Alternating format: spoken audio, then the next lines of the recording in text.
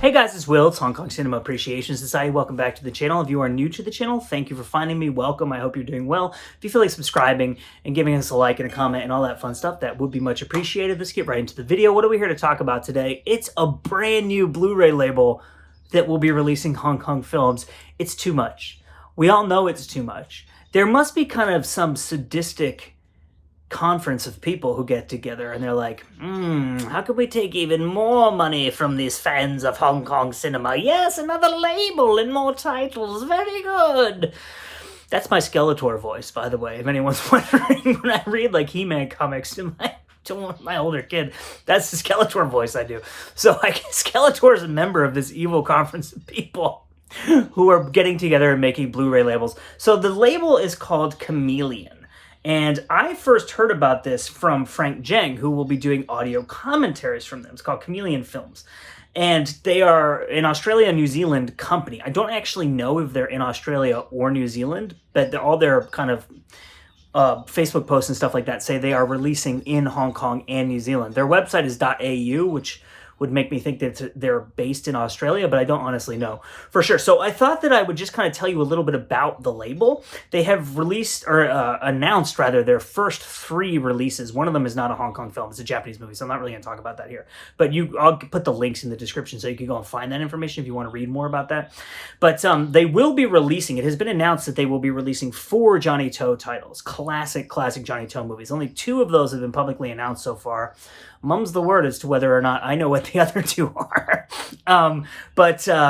These are really exciting titles. I'll tell you the titles, or I'll tell you the bonus material on here, and then I will talk more about the label, because they did like a little bit of a frequently asked questions post on Facebook, because they started, as soon as they announced that, like, hey, here we are, guys, we're putting out Hong Kong films, I guess like everyone and their mother started sending them messages about the releases. So they did like a kind of a response to a lot of the common questions that they were getting. So the first title of theirs, which they announced, which I believe will be their spine number 1, is Breaking News, the Johnnie To film, which is a really, really classic, famous, excellent Johnnie To film.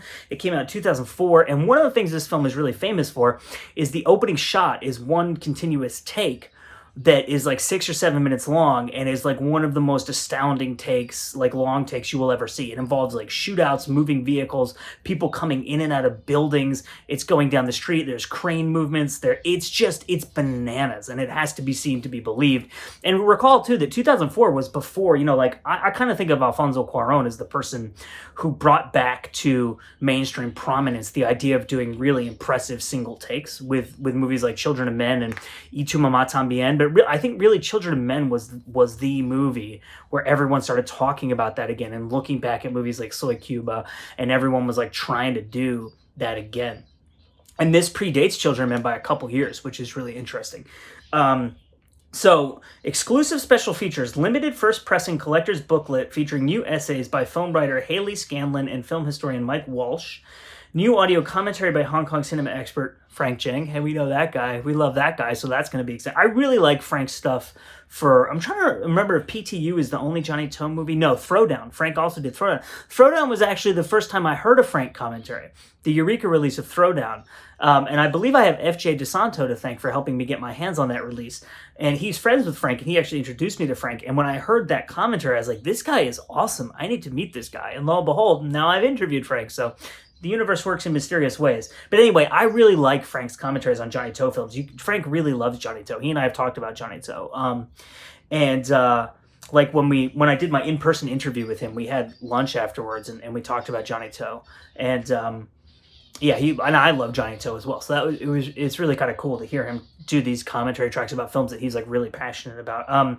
A propaganda duel, a newly extended video essay on Breaking News, and it also has newly translated and improved optional English subtitles. And then the archival features will be Melbourne International Film Festival 2004 Q&A with Johnnie To. That's going to be awesome. Behind the scenes, deleted scenes, photo gallery, theatrical trailer. So I don't know if this is going to be a Region B release, and it's got Cantonese DTS HD MA 5.1 and LCPM 2.0, 1080p color, 2.35 to 1 is the original aspect ratio. So there you go. So that's Breaking News. And the second Johnnie To title that they announced, which I think is going to be their third release. So I think the order is going to be Breaking News, the Japanese film, and then Exiled. So if you don't know, Exiled is probably like my third favorite Johnnie To movie after Election and Election 2. Exiled was also the third Johnnie To movie I saw. Johnnie To is a very, very important figure in my love of Hong Kong cinema because I was kind of in a lull of watching Hong Kong cinema in probably 2005, 2008 or so. I was watching a bunch of other stuff and I wasn't watching a ton of Hong Kong movies. And then a local video store where I lived, this was in Massachusetts, they got the Tartan DVD releases of Election, Election 2, and Exiled. And I didn't really know, I'd seen the name Johnnie To around, but I didn't really know who he was that well. I just kind of knew the name by having seen it on other titles or whatever. So I was like, oh, I should check these movies out. And I think that was like 2007, 2006, 2007. And I was absolutely blown away by those films. And I started seeing as many Johnnie To movies as I could. And then I started going back and revisiting John Woo, Choi Hark, and all that stuff. And then a couple of years later, I got way back into Jackie Chan, like around 2009 or so. And that was in part due to the fact that Netflix arrived. And I was like, well, I could see all these, I could just pick these movies and they start showing up in my house. This is mind-blowing, right? And the reason I signed up for Netflix was that I was getting back into a big Jackie Chan phase. And I went to my local video store and rented all the Jackie movies they had. And I wanted more. And someone was like, you should try Netflix. And I was like, maybe I should. So that began my journey with Netflix. But Johnnie To really, in a big way, got me back into Hong Kong cinema at a time when I wasn't watching a ton of it. And my wife actually also really loves Johnnie To. And so there was a period where we were watching a bunch of Johnnie To movies together. And I own probably like 10 or 11 Johnnie To movies. He's up there with the Hong Kong filmmakers who I have like the most number of releases from. But so Exiled is a really important film for me. And I really love this movie. And I think it's kind of underappreciated. So exclusive special features, limited first pressing collector's booklet featuring new essays by film historian Stephen Teo and Dylan Chung. So it's Stephen Teo, and I'm not sure if I'm pronouncing that correctly, but I believe he did the essay on Time and Tide from Eureka. He did one of the Eureka releases last summer, and I thought the essay was a really interesting analysis of the film, so that'll be really fun. New audio commentary by Frank Zhang. The Weight of Honor, a new video essay on Exiled, and newly translated and improved optional English subtitles, and then archival features will be the making of Exiled, the behind-the-scenes photo gallery, 2 Hong Kong trailers and the US trailer, and then technical specifications, 2.35:1 is the aspect ratio, 1080p color Blu-ray, Kanto DTSHD MA 5.1-LPCM 2.0. So if I'm totally honest with you, I don't know what those letters and numbers mean. I just read them when I announce the releases because I'm not an audio geek. I know that there are types of audio mastering, I think, but I don't, the number of channels, or I don't actually know what that means. English subtitles, region B, and BD50. I guess that's the type of disc that they're using. So this is something else I wanted to mention regarding the cases, because one of the questions that people asked them was, will you have slip cases? What kind of casing we'll be using and stuff like that. So packaged in a Scanavo full-sleeved 14mm clear case with a reversible numbered sleeve that is clean of classification markings and barcode on the alternate side. So what they explained in their FAQ post when people asked them if they would be doing slip cases and what kind of cases they'll be using, they're using, according to them, cases that are similar to what Criterion does. Where, and I would guess it's actually pretty similar to, this is the, I just happen to have this right here. This is the one-arm boxer release from Eureka, but you see how the artwork goes all the way up to the top here, and there's no markings for who made this case. It doesn't say Blu-ray on it anywhere at the top like some other cases do. And so I think this is the type of case that they'll be using, where it'll be like a full height case with no markings on it, with full height artwork. And they also, like it says, no barcodes. So there you go. So Exiled and breaking news. And regarding region encoding, because this was another very common, and I apologize if the birds are distracting you right now. I'm recording right outside of an aviary. I've got all the windows open because it's really hot in the study right now. So you could probably hear the birds really loudly right now. And I apologize if that's distracting. But regarding region encoding, they said that region encoding is completely dependent upon the licensing that they get.